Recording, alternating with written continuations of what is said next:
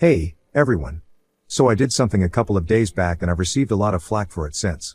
Which is why I wanted to ask you guys if I was the a-hole here. So I was married to my ex-wife for 5 years, but we have been divorced for around a year now. My ex-wife is 33F and I am 35M. We also have shared custody of our 6-year-old son. My ex-wife and I met at work 8 years ago and fell for each other there. We started dating and the relationship continued even after I quit my job there and started working someplace else. After 2 years of dating, we decided to get married, and a little after our wedding, we found out we were pregnant. We were happy together with our little family consisting of me, my ex-wife, and my son, but that didn't last long. A couple of years into our marriage, the pressure of work and raising our son started taking its toll on our relationship, but unlike most couples, we were not able to overcome it. The last 2 years of our marriage were pretty much just us ignoring each other as much as we could because we couldn't even hold a conversation if our life depended on it. It would either be pointless small talk or it'd end in a fight.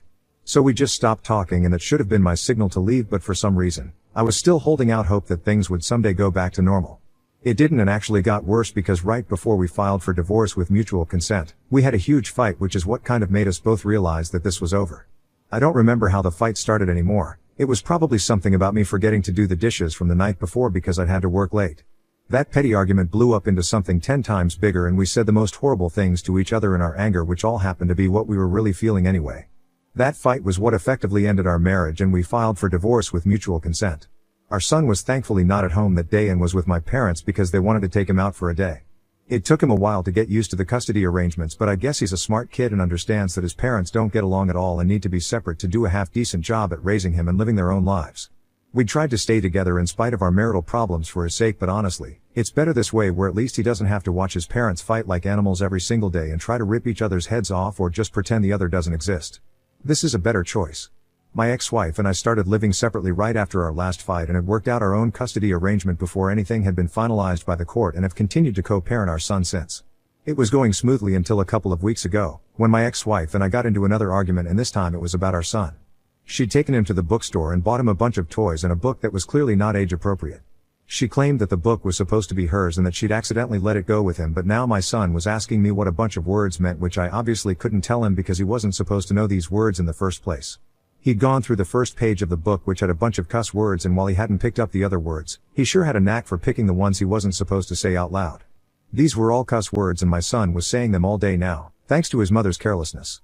I told her that she'd been careless and that she needed to be more mindful when she had our son with her. So that turned into a fight because she thinks I have no right to try and teach her how to raise her son, even though I'm his parent too, and as far as I know, I have every right to do this. We got into a massive argument over that and things were blown out of proportion, so we stopped talking once more unless it was absolutely necessary. Ever since we separated, we only discussed our son anyway, and now that we were in a fight once more, we weren't talking at all unless we had to discuss it, like the timings of our son's drop-offs and pickups at our respective homes, or if there were any health concerns regarding him. That's how it's been for the past couple of weeks, and it's been tense and formal, but I've been okay with it. We got divorced for a reason, and the reason was that we simply couldn't get along anymore, so if I was okay with it back then, I was more than okay with it now. It seemed to me though that she might have been taking this harder than I was because she'd blocked me on social media, something I hadn't done. She'd also become more and more aggressive whenever she'd drop our son off at my place, and the way she'd act was nothing short of nasty. She wouldn't even look at me, but she'd make sure that she was as aggressive as possible while shoving all my son's belongings towards me whenever she'd bring him over. It was annoying, but I didn't say anything because it wasn't affecting me the way she'd thought it was going to. And I just didn't care what she thought of me anymore. We were done. I'm sure she was getting even more angry that I wasn't giving her a reaction like she wanted, which is what probably led to what happened 3 days back. So I had a work party to go to, and my ex-wife had agreed to look after our son for the evening. I was surprised that she'd agreed because it was the second half of the week and it was my turn to have him, so I thought she'd relish the opportunity to keep me on my toes and create some trouble for me, but she agreed without any fuss. I dropped our son off at her house and she took him inside without any of her usual aggression, which she reserved specifically for me, and I was pleasantly surprised because I thought that she was finally choosing to act like a grown-up instead of throwing childish tantrums.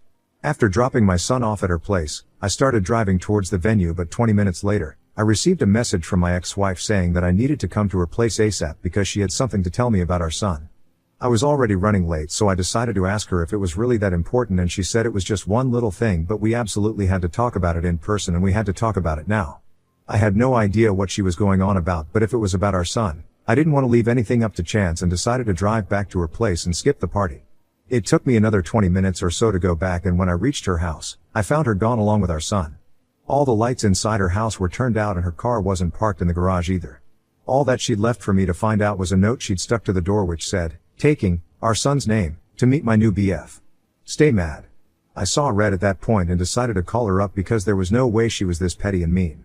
I called her a few times but she didn't answer, and when I tried to text her, she was still unresponsive.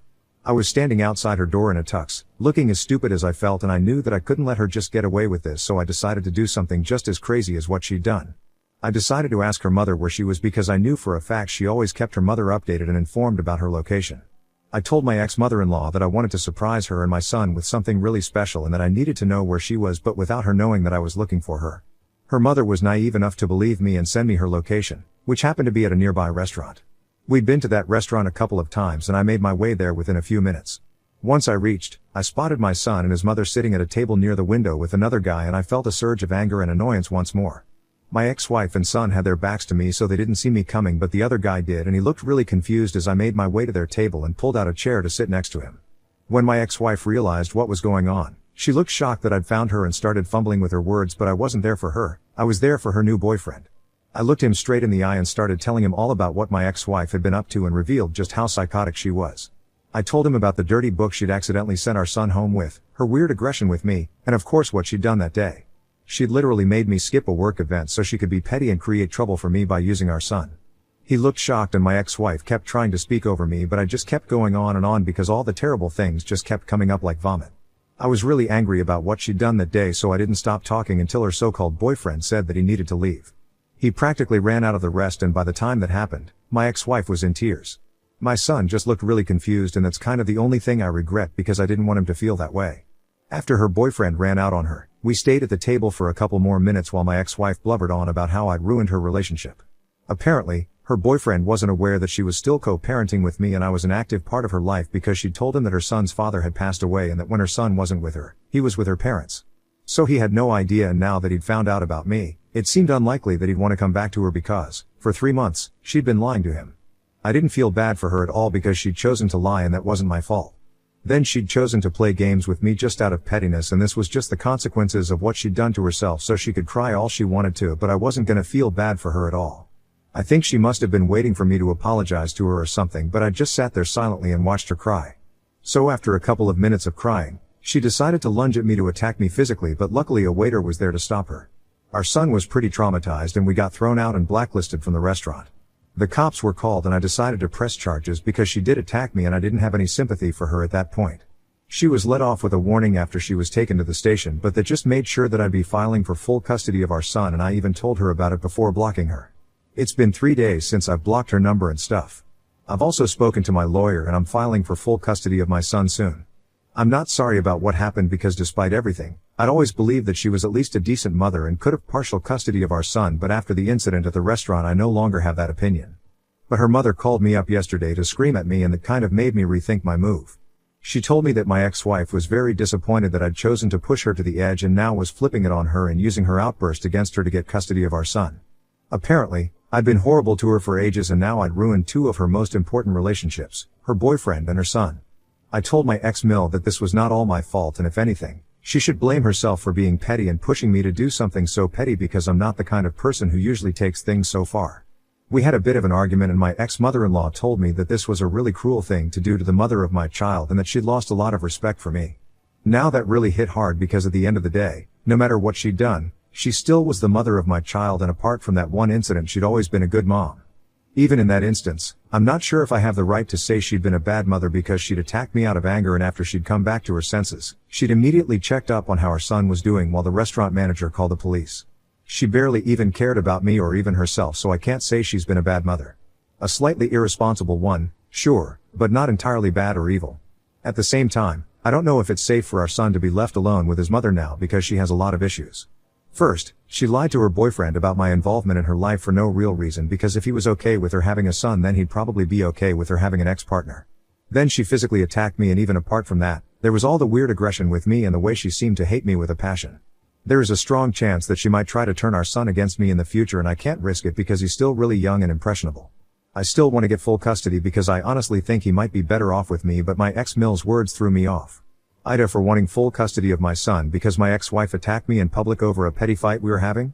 Update 1. Okay, so I decided to go through with a petition to get full custody. I weighed out the pros and cons and honestly, none of it mattered in the end after I spoke to my son.